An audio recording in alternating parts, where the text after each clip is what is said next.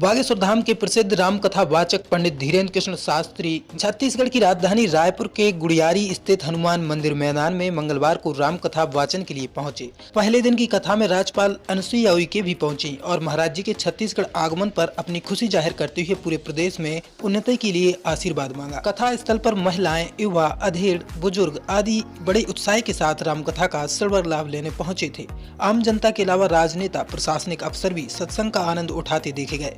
पहले दिन भगवान राम और हनुमान जी के जन्म की कथा श्रोताओं को सुनाई गई। मंच से छत्तीसगढ़ी में जय जोहार के उद्घोष के साथ कथा प्रारंभ हुई। यहीं पर राम कथा के दौरान बागेश्वर धाम के पंडित धीरेन्द्र कृष्ण शास्त्री ने कहा कि भारत के इतिहास में जिसने भी सनातन की बात मजबूती से उठाई है, उसके पीछे आदिकाल से धर्म विरोधी लोग लगे रहे, आगे भी लगे रहेंगे। सनातन विरोधियों की ठटरी, हमें किसी प्रकार के प्रमाण की आवश्यकता नहीं है। हमें बागेश्वर बालाजी पहले ही प्रमाण दे चुके हैं। हम सालों से कहते आ रहे हैं कि ना हम कोई चमत्कारी हैं, ना कोई गुरु, ना ही कोई ईश्वर हैं। हम तो अपने बागेश्वर बालाजी के सेवक हैं। जैसी पेड़ा लगती है हम वैसा करते हैं।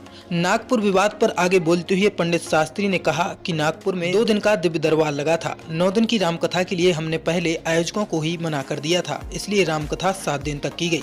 रायपुर और टीकमगढ़ की कथा को भी 2-2 दिन के लिए घटाया गया है।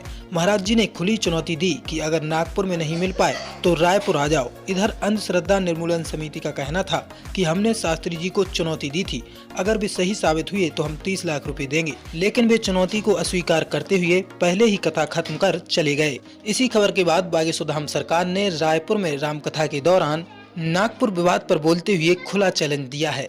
यूट्यूब चैनल देखिए